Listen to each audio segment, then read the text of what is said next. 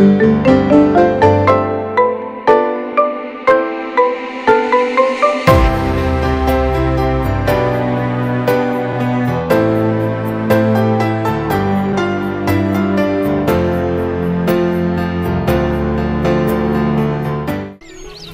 অনেক দিন আগে সমুদ্র তীরের পাশে একটা গ্রামে একজন জেলে বাস করত। প্রত্যেক দিন সকালে সে তার নৌকা আর মাছ ধরার জাল নিয়ে গভীর সমুদ্রে মাছ ধরতে যেত। দুপুর গড়িয়ে গেলে বিকেলে সে বাড়ি ফিরত।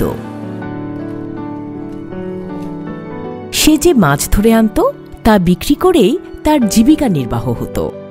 সেদিন সকালে রোজকার মতোই সে তার নৌকা নিয়ে গভীর সমুদ্রে মাছ ধরতে গেল।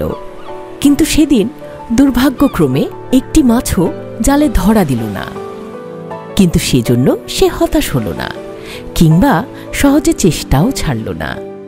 শেষ চেষ্টা করে দেখার জন্য যখন সে জাল গোটাতে আরম্ভ করল, তখন দেখল যে জালটা ভীষণ ভারী। এবার তার ভাগ্য ভালো, জালে একটা বিরাট মাছ ধরা পড়েছে। জেলে তো সেজন্য দারুণ উত্তেজিত। জালটি খোলার পর মাছটি তাকে বলল, ওহে সহৃদয় জেলে, তুমি আমাকে তোমার বাড়িতে নিয়ে যেতে পারো, কিন্তু দয়া করে তোমার খাদ্য হিসেবে আমাকে মেরে ফেলো না বা কারোর কাছে আমাকে বিক্রি করে দিও না। আমাকে কিন্তু তোমার অনেক প্রয়োজনে লাগবে। জেলে তাকে জিজ্ঞাসা করল, তুমি আবার কি প্রয়োজনে আসবে? দয়া করে আমাকে একটি সুযোগ দিয়ে দেখো। আমি তোমার গরুকে মাঠে চড়াতে নিয়ে যেতে পারি, মাছটি বলল।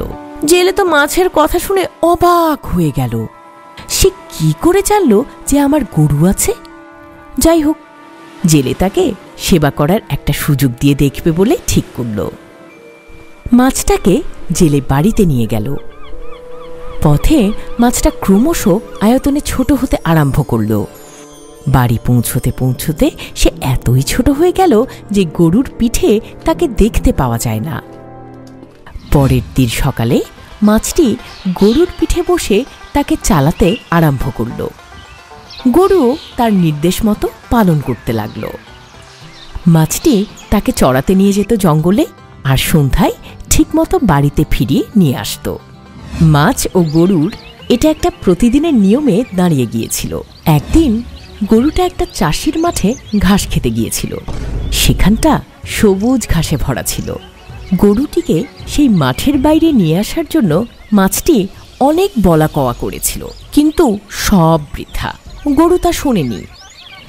যখন চাষি দেখতে পেল যে গরু তার মাঠে ঘাস খাচ্ছে, তখন তো সে রাগে আগুন হয়ে উঠল। সে সেখানে গিয়ে একটা লাঠি দিয়ে গরুটিকে মারতে আরম্ভ করল।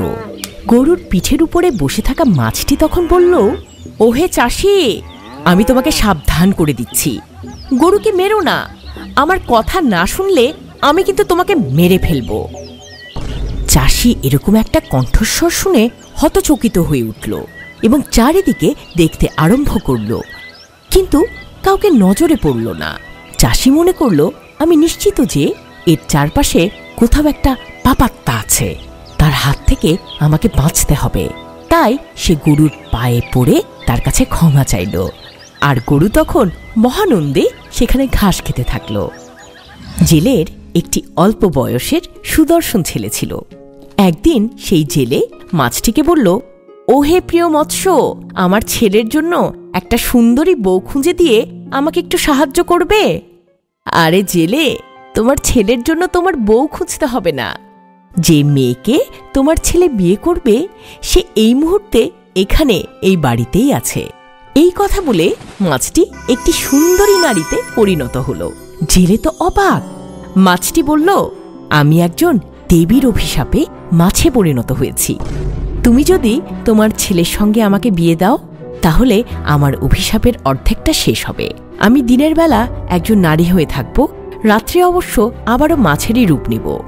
জেলের ছেলে যখন সুন্দরী মেয়েটিকে দেখল, তখন সেই মুহূর্তেই তাকে বিয়ে করতে রাজি হলো। খুব জাঁকজমকের সাথে তাদের বিয়ে হয়ে গেল। জেলের ছেলে সুখে তার সঙ্গে বাস করতে লাগলো। মাছটি দিনের বেলা একটি সুন্দরী নারীর রূপ ধরে এবং রাত্রে সে আবার একটা মাছ হয়ে যায়। তবে রাত্রে যখন তার স্ত্রী মাছ হয়ে যায় তখন অবশ্যই তার খুব খারাপ লাগে। প্রতিদিন রাত্রে মাছটি নারীর রূপ ধরে সমুদ্র তীরে যেত, সমুদ্রে স্নান করত, আর স্নানের পরে সে আবার মাছ হয়ে যেত। একদিন জেলের ছেলে এই ঘটনাটা জানতে পারল। তার ভীষণ কৌতূহল হলো এবং সেই রাত্রে সে তার বউকে অনুসরণ করে তার পিছন পিছন সমুদ্র তীরে গেল। স্নানের জন্য জলে নামবার আগে সে তার মাছের পোশাকটি ছেড়ে সমুদ্র তীরে রাখল। যখন সে স্নান করছিল তখন জেলের ছেলে পোশাকটি নিয়ে বাড়ি চলে গেল এবং তা আগুনে পুড়িয়ে ফেলল। কিছুক্ষণ পরে ছেলেটি শুনল তার দরজায় কেউ ধাক্কা মারছে। দরজা খুলে সে দেখল তার বউ দাঁড়িয়ে আছে। সে ভীষণ অবাক হলো, তার আনন্দ যেন আর ধরে না। বউটি হাসছিল আর তাকে দেখে মনে হচ্ছিল সে যেন কিছু থেকে অব্যাহতি পেয়েছে। এটাই ছিল তার অভিশাপের জন্য অর্ধেক অংশের শেষ পর্যায়ে। সে আর কখনো মাছের রূপ ধরবে না।